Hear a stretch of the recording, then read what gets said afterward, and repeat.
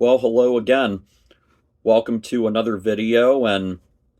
For this video, I wanted to make a follow-up to the serious video that I have just posted. And some of what I want to talk about in this video can also relate to what I have just spoken about with how I am encouraging everyone to keep on living and see the future. And when I think of how, as we all live our lives, that there can be times when the unexpected can happen. And I think of stories in my life and in the lives of other people where something unexpected has happened by fate and it has worked out wonderfully. And what I would like to share first is a story where something unexpected happened, and I believe it is considered one of the greatest comebacks in music history. And this story is about my favorite songwriter, Paul Simon. And maybe you know a little bit about Paul Simon's music through my YouTube channel. And if there's one song that you probably know, it is The Sound of Silence, which was written and first recorded by Simon and Garfunkel in the early 1960s. And what was it, about 10 years ago, when the band Disturbed recorded a cover version of The Sound of Silence, and I think that introduced even more people to that song. A lot of younger people learned that song. And Paul Simon has been regarded as one of the top 5 greatest songwriters from the 20th century. A common consensus is that people consider Bob Dylan as the number 1 greatest, and Paul Simon is right there with him in that same elite company. And the story with Paul Simon is that in the 1960s, it was Simon and Garfunkel together recording 5 studio albums. This was after many years of even trying to get off the ground in the 1950s and early 60s with all the songs they recorded as Tom and Jerry. And at one point, maybe they thought they were never going to be successful, but in 1965, the acoustic version of The Sound of Silence was overdubbed with an electric rock band, and it became a huge hit. And really, from 1965 to 1970, Simon and Garfunkel were one of the biggest musical groups out there. And they finished on the highest note possible with their record Bridge Over Troubled Water, which won Album of the Year and was very highly praised and recognized. And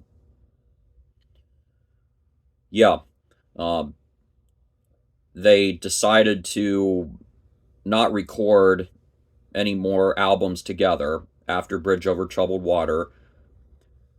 Once in a while, Simon and Garfunkel did a couple of reunion tours, and they recorded 1 or 2 songs after Bridge Over Troubled Water.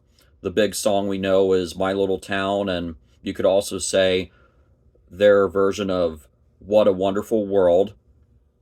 And it's actually a different Wonderful World, not the one that Louis Armstrong has performed. But yeah, um, you know, Simon and Garfunkel went their own ways after 1970 for the most part. And, well, for Paul Simon, in the 1970s, the guy had a really good and very successful run with his studio albums, with the first solo record after Bridge Over Troubled Water. The record was just named Paul Simon. And then that was followed with There Goes Rhymin' Simon, Still Crazy After All These Years. And in 1977, there was Greatest Hits, etc., which featured 12 big songs from Paul's solo career, plus a new song, Slip Sliding Away, which was another huge success for Paul. And, well, I know that the decade was not entirely easy for Paul Simon. You know, in around 1974, Paul and his first wife divorced, and that was not easy. And you can hear a number of songs reflecting that pain on Still Crazy After All These Years. But it was good that Paul was still able to get through his first divorce, and I'm sure it was very nice when Still Crazy After All These Years won a Grammy for Album of the Year. And of course, the story is that Paul Simon said, "Thank you, Stevie Wonder, for not releasing a new album this year." Because in the 2 years before Still Crazy, Stevie Wonder had won a Grammy for Album of the Year. And then in the year after Still Crazy, Stevie Wonder would win another Grammy for Album of the Year. So, yeah, I think it was helpful and uplifting for Paul that he was still able to enjoy some musical success after his first divorce. And yeah, I'm sure he really appreciated that. And so the 1970s, for the most part, were good for Paul, especially with his musical career. But then in 1980, Paul Simon released a movie that he had made along with its own soundtrack, and that was One Trick Pony. And of course, me being a huge Paul Simon fan and also looking at the music objectively, I really do enjoy everything on One Trick Pony. Of course, I know the big hit song Late in the Evening, but I love the title track, One Trick Pony, and I really love the song called Nobody on that record.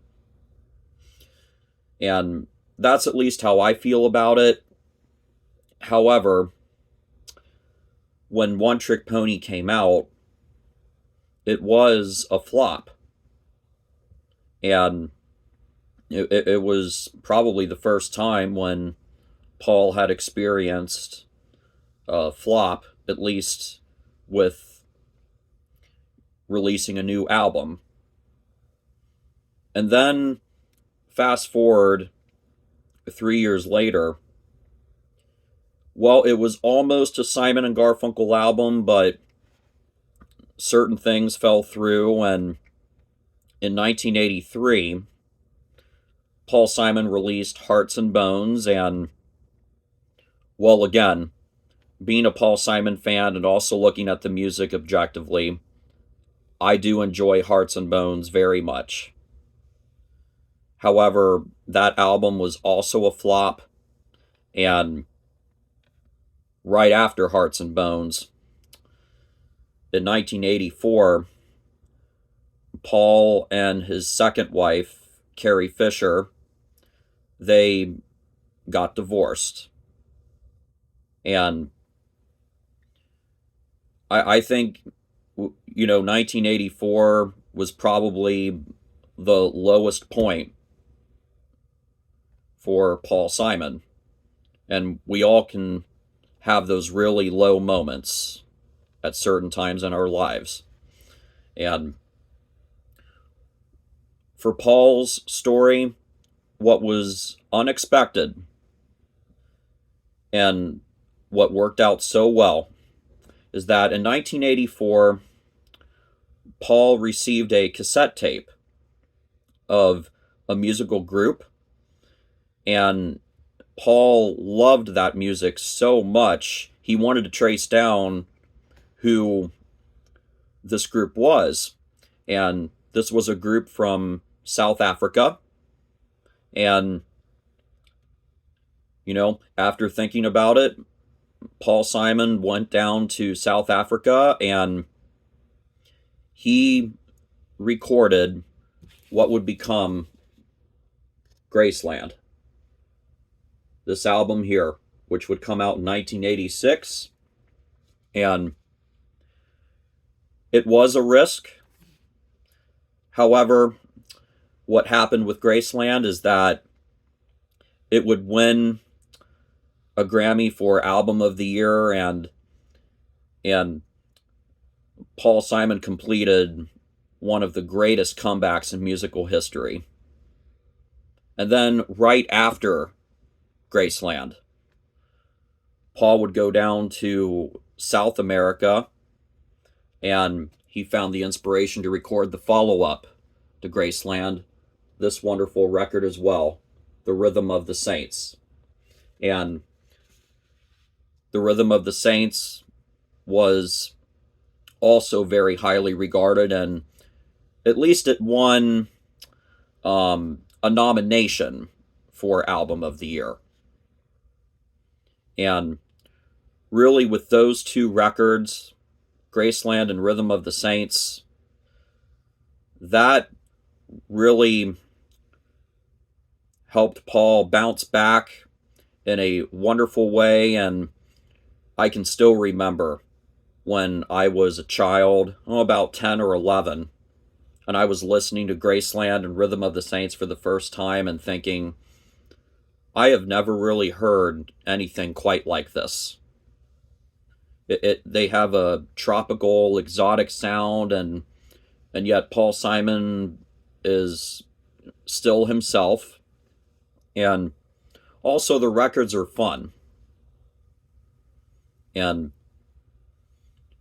I'm just very happy that, with Paul Simon's story, that he did receive that unexpected cassette tape in 1984, and he found the inspiration to record Graceland and then The Rhythm of the Saints, and I'm so glad that the world appreciated both of those records.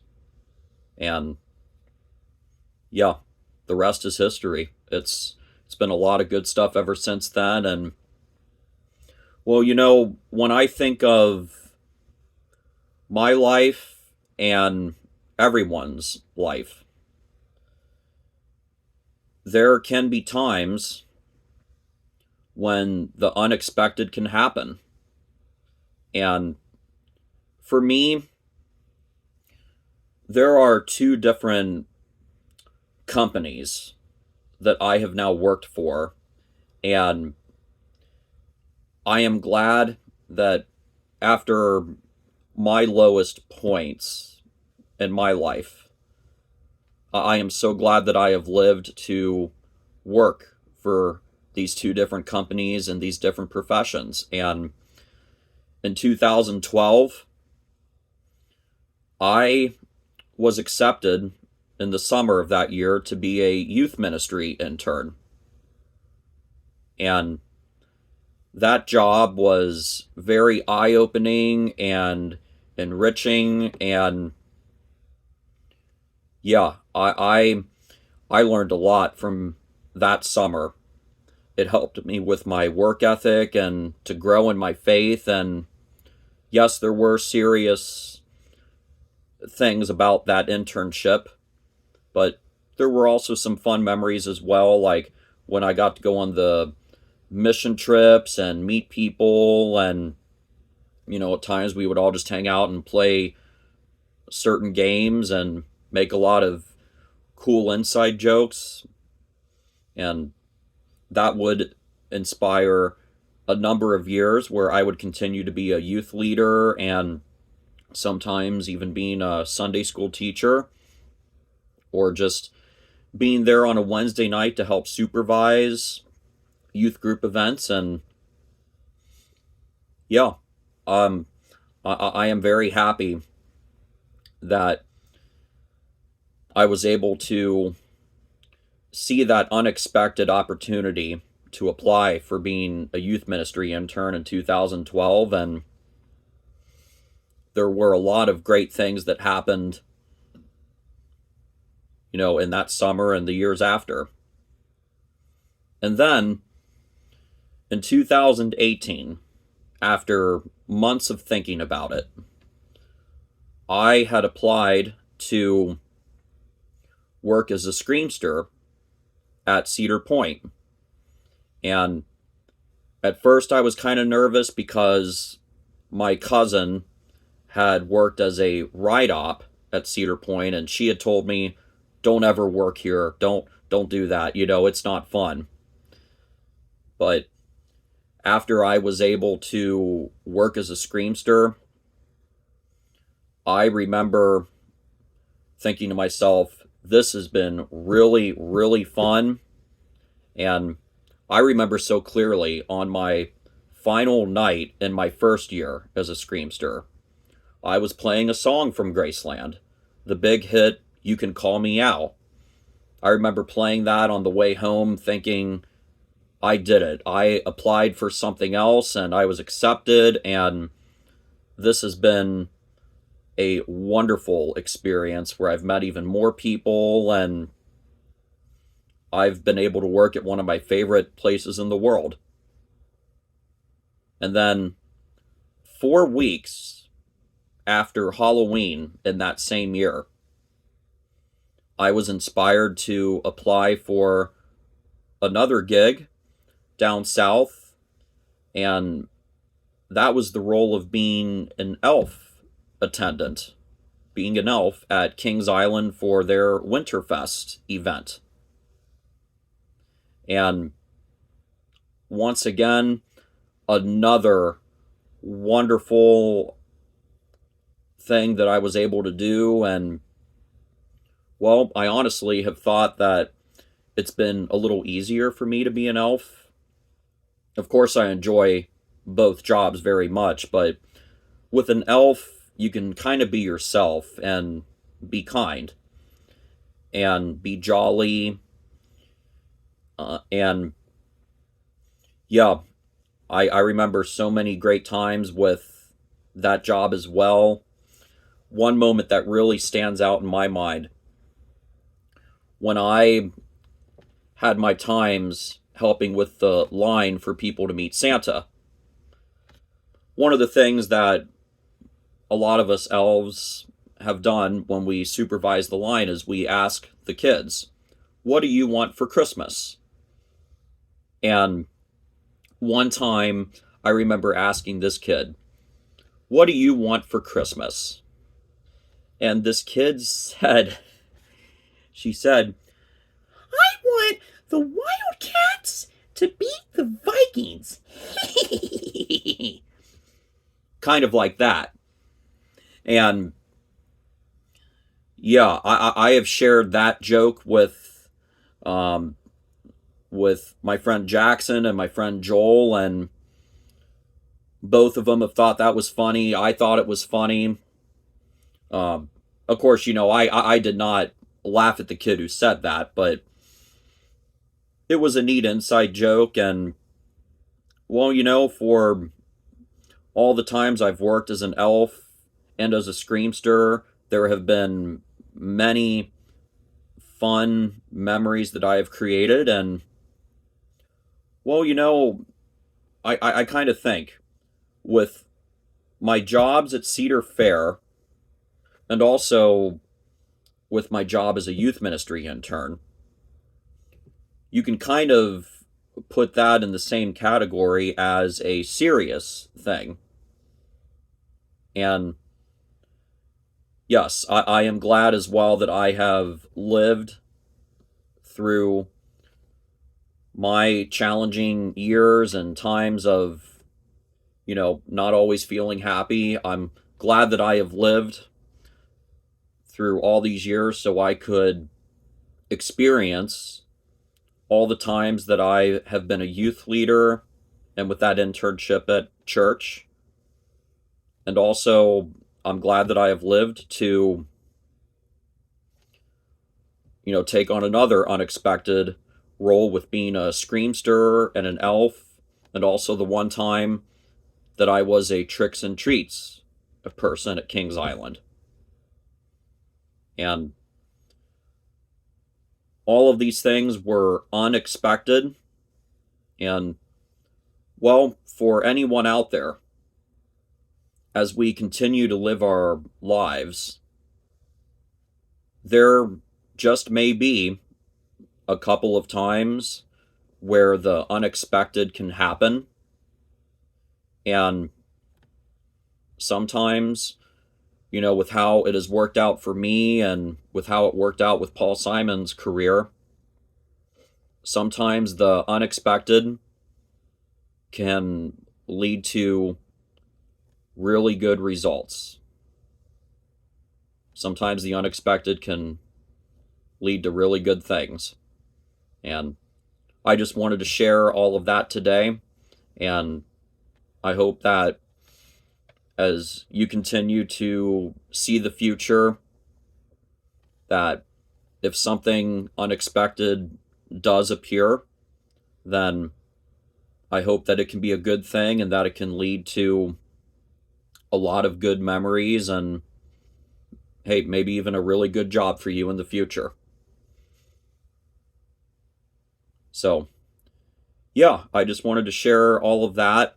I wanted to share kind of a more of a lighthearted video, but just as important after the video before this. And I hope with what I've had to say in both of these videos today, I hope it, will all be good stuff to remember. And yeah, stay tuned for more videos, and I wish you the best with everything that will happen in the future.